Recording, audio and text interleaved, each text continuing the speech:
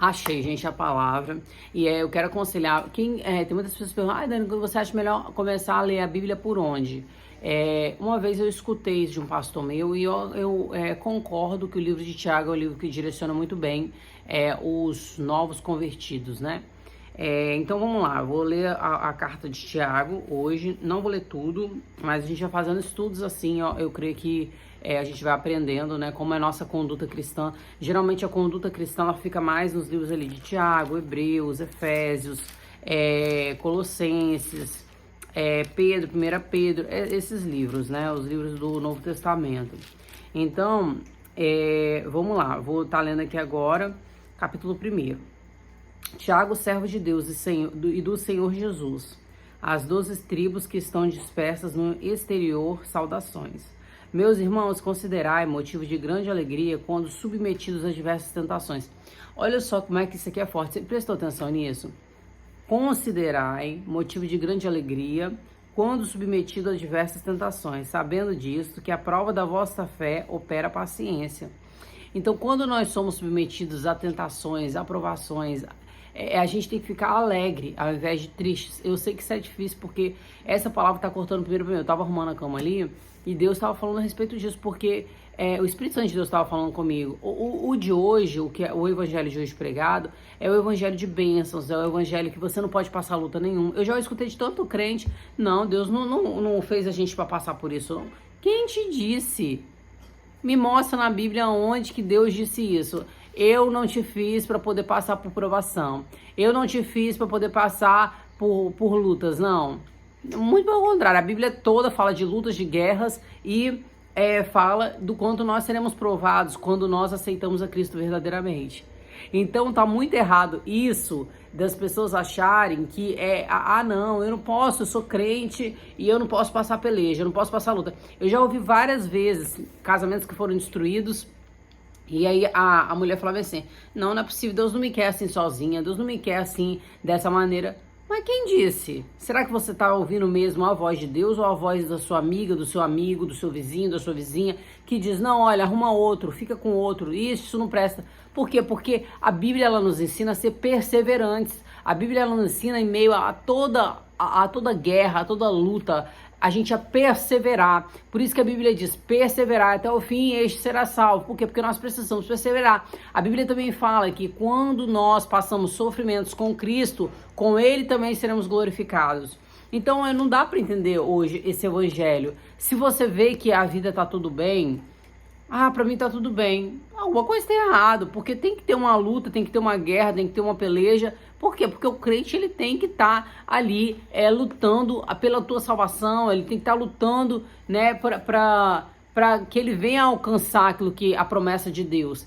Todos na Bíblia eles tiveram que lutar de uma maneira, claro que não é lutar na espada, não é lutar matando, não é lutar ferindo, não é lutar, entendeu? Não. Mas lutar é perseverar. Lutar contra quê? Contra o seu próprio comodismo, lutar contra os seus próprios desejos, lutar contra os seus próprios achismos, você entendeu? A gente tem que lutar. A gente tem que lutar contra as situações que parecem ser adversas, né? Então, olha só, a Bíblia diz aqui, olha, que nós devemos considerar de grande motivo de alegria ser submetidos a diversas tentações, sabendo disso que a prova da vossa fé opera paciência.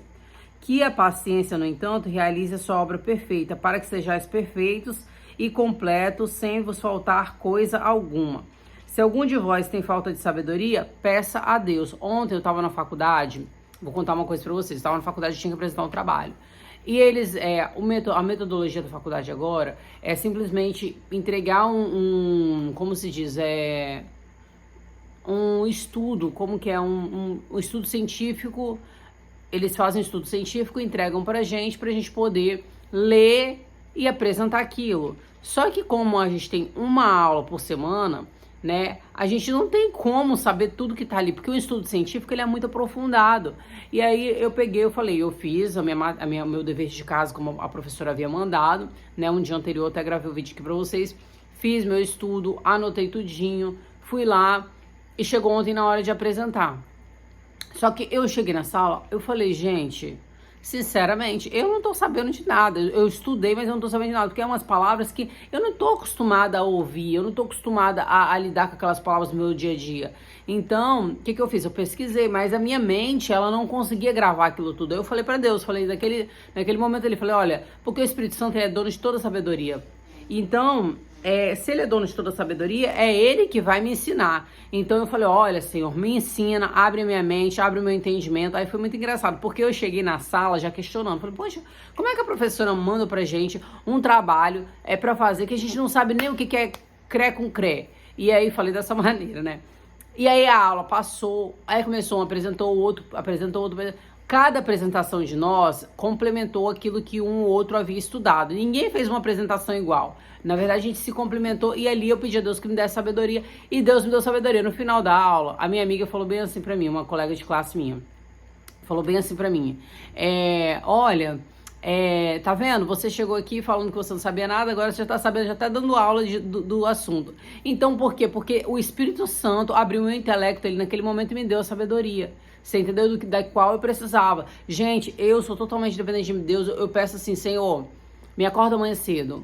Senhor, ele me acorda. Não é da maneira que eu quero. Eu queria acordar, ai, espreguiçar, nossa, que legal. Não, ele usou minha cachorra pra poder me acordar. Tô aqui cedo acordado. Mas foi a minha resposta da minha oração de ontem. Deus, me acorda cedo amanhã porque eu quero trabalhar. Senhor, me acorda, porque eu tenho isso. Tudo que eu quero, eu peço a Deus, né? Então, assim, a gente tem que ter isso. Às vezes as pessoas falam assim, não vou ficar perturbando Deus com os meus problemas. Quem te disse? Deus, ele gosta que nós temos intimidade com ele. Você vai ficar lá fazendo o quê? Aí a gente fica, tá, glória a Deus, aleluia, glória a Deus, aleluia. Dorme, não. Senhor, eu preciso que o Senhor me acorda, Senhor, eu preciso que o Senhor me dê força, Deus, hoje eu não tô afim de trabalhar, hoje eu não tô afim disso, então me dá força, renova meu espírito, renova meu corpo, renova minhas forças, e ser sincero com Deus. Deus, eu não gosto de arrumar casa, e eu quero que o Senhor mude isso na minha vida. Deus vai criar um cenário para poder mudar isso na sua vida. Você tá entendendo? Porque a gente tem que ter uma vida de oração com Deus. Aí o que acontece? Se algum de vós falta sabedoria, peça que todos os homens dá liberalmente e sem acepção se lhe dadas. Então, ou seja, Deus, ele dá sabedoria a todos. Não é a um que é melhor do que o outro, não. Se você pedir, peça. Peça a Deus. A Bíblia diz, pedir, dar-se-vos-á. Bater, abrir-se-vos-á. Aquele que busca, recebe. Então, você tem que buscar de Deus. O problema é que a gente busca do homem. Então, mas peça com fé, não hesitando, porque o que hesita é como a onda do mar, que é levado pelo vento e lançado de uma parte para outra, tá? Então não pense, tal homem que receberá alguma coisa do Senhor. Então nós temos que ter fé. Eu tenho convicção de que quando eu peço a Deus, Deus vai me dar, pela misericórdia dele, não porque eu mereço. Então, olha só, gente, no versículo... vamos ler aqui, eu vou ler, muito interessante essa carta. O homem indeciso, ele é instável em todos os seus caminhos. Não sei se vou por aqui, não sei se vou por ali. Aí hoje mesmo de manhã eu falei, Senhor, eu acordei cedo. Falei, essa cachorra, pensa que a cachorra, nossa, assim, uma bênção, sabe, assim, que a bênção. E late, não sei o que, levanta e não dorme. E eu falei, Jesus, que é isso? Vou confessar, até fiquei meio irritada, tá? Aí eu falei, aí eu pensei, Senhor, será que eu levanto? Ou será que eu durmo mais um pouco? Será que eu vou lá na rua logo? Instabilidade. Aí eu peguei e falei, oh Deus, então me mostra o que eu devo fazer. A cachorra sai da casa dela e fica olhando pra minha cara em cima da cama. Aí eu falei, amém, Senhor, então eu vou lá passar logo esses cachorros, vou levantar logo e resolver meu dia. Resposta da minha oração de ontem. Não era como eu pensava que seria, mas é a resposta da minha oração de ontem. Aí olha só, mas alegra-se o irmão de baixa posição social na sua exaltação. Então, ou seja, quando Deus levanta alguém que está abatido, a gente tem que se alegrar, ele tem que se alegrar.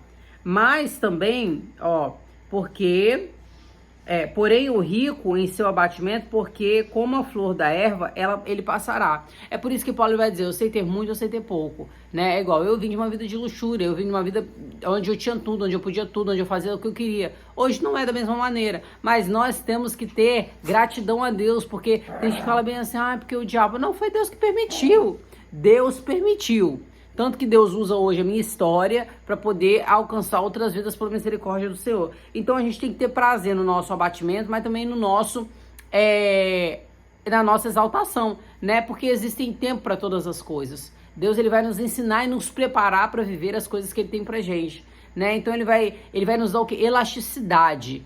Boto você lá em cima, mas também abato. Boto você... É igual uma vez eu ouvi de uma pessoa que prega. Ela falou, a gente tem que estar preparado com Deus. Quando você entra no avião, você sobe, mas você também tem que estar preparado para descer. Você tá vendo? O avião, ele voa, mas ele também tem que pousar, ele também tem que descer. E a vida, ela é assim, momentos de altos e baixos da nossa vida. Então, a gente precisa ser grato a Deus em todos os momentos. Eu sei que é difícil, porque quando a gente faz comparação, mas naquele tempo, mas naquilo, mais assim, entendeu? Então, a gente se frustra. Então, é por isso que a gente não deve fazer comparação de nada. E a Bíblia também fala sobre isso. Nunca olhe para trás dizendo que ontem foi melhor do que hoje. É livro de Provérbios, se eu não me engano. A Bíblia, gente, é maravilhosa, porque ela tem direcionamento para tudo na nossa vida. Ó, então, vai dizer aqui, ó. Porque sai o sol com ardor, a erva seca e a sua flor cai e a graça da aparência perece. Tá vendo? Muitas pessoas hoje, no mundo que nós vivemos hoje, apegadas à aparência. Aonde que no mundo eu apareci com esses cabelos tudo em pé, toda despenteada, toda bagunçada. Gente, mas eu não ligo mais porque eu sou isso aqui, entendeu? Não adianta. Se um dia Deus me dá um casamento, é claro que a gente se cuida, claro. A gente se cuida porque a gente tá ali vivendo com outra pessoa. Mas, geralmente, dentro de casa, eu sou... É isso. Quando eu era do mundo, também eu era a mesma coisa. Tudo bem que eu era mais vaidosa, né, tal. Acordava já com a cara pintada já, né? E com os cílios tudo grudado, torto, de um lado um pro outro, assim. Porque eu era pegada à aparência. Mas a aparência, ela perece, gente. Eu fico tão grata a Deus, porque hoje... Eu tenho 35 anos. As pessoas olham pra mim e falam que eu tenho 25. Falam que eu falo, meu Deus, glórias a Jesus, Senhor. Obrigado, Senhor. Por quê? Porque é Deus, sabe, que rejuvenesce a gente e a gente não fica mais apegado àquilo que a gente era, sabe, assim, da forma que a gente era. Então, vamos lá. Bora aqui, continuando aqui. Então, ó, agora eu vou... Aí, ó, assim também se desvanecerá o rico em seus caminhos. Bem-aventurado é o homem que suporta a tentação. Capítulo 1 de Tiago, versículo 12. Bem-aventurado é o homem que suporta a tentação, porque quando for aprovado, receberá a coroa da vida, a qual o Senhor prometeu aos que amam. Que homem algum, ao ser tentado, diga, por Deus sou tentado. Não, porque Deus, ele não pode ser tentado pelo mal. Entendeu? E ninguém tenta. Nós somos tentados pela nossa cobiça, pelo nosso desejo, tá? Cada homem é tentado quando atraído, ó, tá dizendo aqui na Bíblia.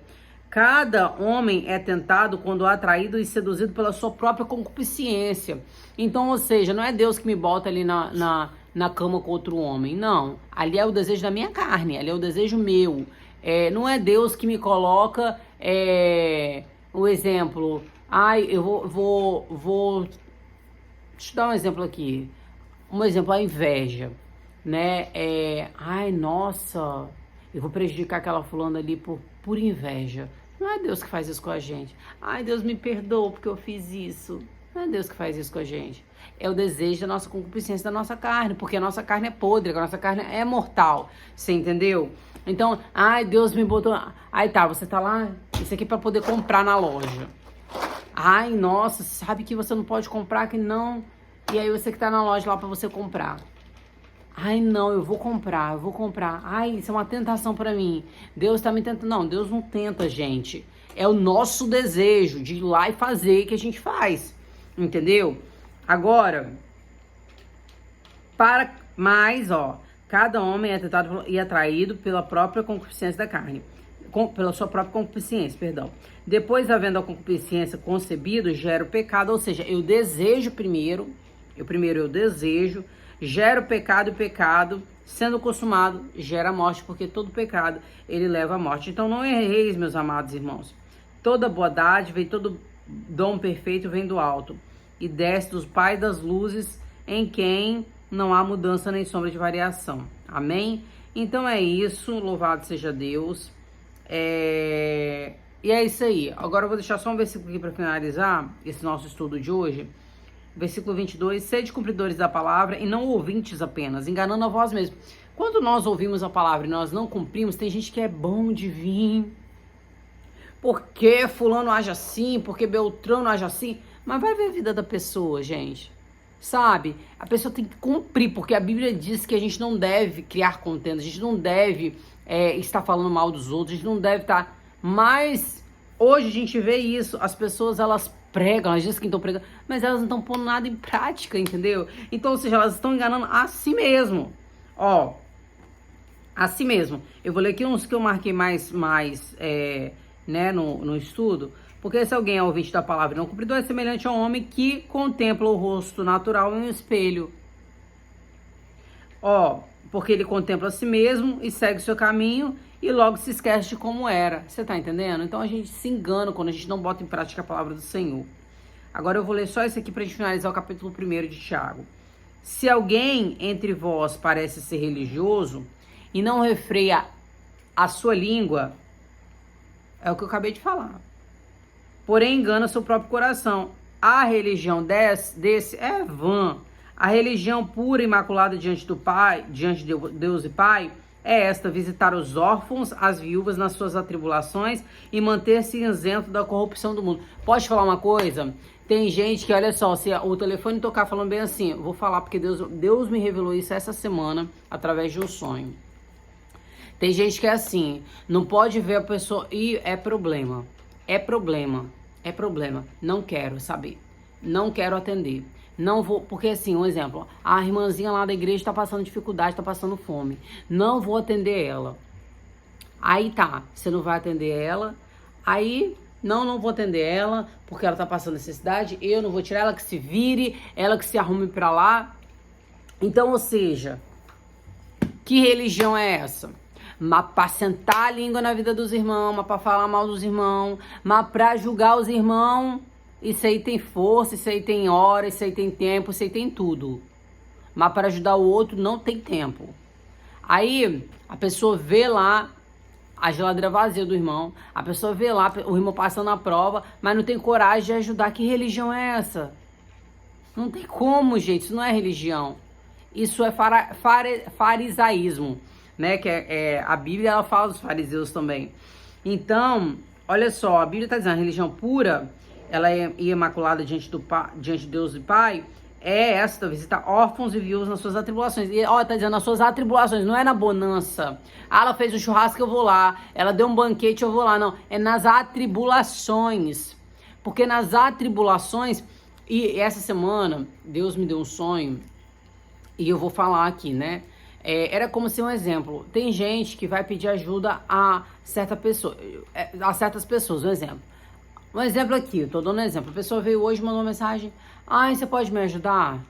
E aí, eu vi no sonho, vou falar como é que eu vi no sonho. Eu vi uma pessoa, essa pessoa, alguém pedia ajuda a ela, e ao invés de ela ajudar, ela ia lá e pedia ajuda aos outros, né? A pessoa, um exemplo, vinha uma pessoa e pedia: ai, você pode me dar uma cesta básica? Ela tinha condições de dar, mas ela não dava. E ela, o que que ela fazia? Ela pedia para os outros darem. E aí Deus falava, né, no sonho, Deus usava ali, né, como se fosse uma profeta do Senhor, e falava que Deus iria tratar, porque Deus trata pessoas assim. Eu fui tratada por isso. A ganância, o apego, eu não vou ajudar, não, o problema é dele que tá passando por isso. Então, Deus me permitiu passar por provas para que eu entendesse e me colocasse no lugar dessa pessoa. Você tá entendendo? Então, assim é as coisas, irmãos. A gente tem que ter... Leão, larga a vasilha. E aí, a gente tem que ter esse amor, essa empatia, né? Às vezes você não pode dar uma cesta básica, mas você pode tirar lá, tem um saco de arroz, tem um saco de feijão, tem né? Às vezes a pessoa não tem o recurso realmente, mas às vezes tem, e mesmo tendo, ela, o que ela faz? Ela vai lá e pede pro pastor: ô pastor, fulano tá precisando de uma cesta básica. Por quê? Porque ela não tem coragem de tirar do dela. Você tá entendendo? Então essas coisas, Deus, e eu falo porque Deus já tratou isso comigo, tá? Olha, gente, eu vou te falar, fui moída por Deus, quebrada por Deus, quebrada, porque a gente é assim, quando a gente tem pouco, a gente fica achando que aquele pouco é só pra gente, que não dá pra compartilhar com ninguém, e não é assim, gente. Eu vou falar uma coisa pra vocês: fácil é quando você tem e você compartilha. É mais fácil do que quando você não tem e você tem que compartilhar o pouco que você tem. Porque quem tem um pouco, é igual a oferta da viúva, quem tem um pouquinho é mais difícil, porque você olha: meu Deus, mas isso não dá nem pra mim, como é que eu vou compartilhar? Mas quando você tem muito, não vai te fazer falta, entendeu? Mas quando você tem pouco, aí te faz falta, você tá entendendo? Então Deus, ele nos prova em todas as situações, e Deus me mostrava a respeito disso. Tem gente que as pessoas vêm e pedem ajuda, a pessoa vai lá e pede ajuda a outro pra poder, sendo que a pessoa tem condições de ajudar, entendeu? Então, Deus mostrava sobre isso. As pessoas, elas são assim, sabe? Elas acham que o evangelho para elas não tem que tirar ela da zona de conforto dela, não tem que incomodar ela, não. Entendeu? Então, esse é o verdadeiro evangelho. Não é o evangelho que você senta, julga todo mundo, acha que você é melhor do que tudo, porque eu tenho certeza, irmão, de uma coisinha aqui. Eu e todos vocês têm pecado, eu tenho certeza disso. E a Bíblia diz, aquele que pensa que não tem pecado, esse já está pecando. Então, todos têm pecado. Imagina Jesus chegar aqui, Jesus não fez isso, aí fica o povo aí, descendo a língua nos outros. Ó, porque a Bíblia tá falando, não sou eu que tô dizendo, não. Leia, gente, tarefa de hoje pra vocês, leiam o capítulo 1 de Tiago. Na verdade, leia o livro todo, que é um livro curtinho, de 3 capítulos, se eu não me engano. Leia ele, 3 não, são 5 capítulos, perdão. E leia, bem pequenininho, leia e você vai entender o que é a religião verdadeira, o que é um ser cristão verdadeiro. Ó, se alguém entre vós parece ser religioso e não refreia sua língua, porém engana seu próprio coração, essa religião é vã. Vou repetir aqui pra vocês, vã. Nada vale. Sabe o que é vã? Nada vale. E a religião pura e imaculada diante do Pai é esta: visitar os órfãos e as viúvas nas suas atribulações e manter-se isento da corrupção do mundo. Isento da corrupção do mundo. O mundo anda nesse caminho. Lia, passa pra dentro agora. O mundo anda nesse caminho. Eu vou andar nesse daqui, ó. Entendeu? O mundo faz isso, eu vou fazer isso daqui. E é essa a palavra de hoje. Espero que Deus abençoe a sua vida, que Deus abençoe o teu lar, a tua casa, a tua família. Beijo no coração.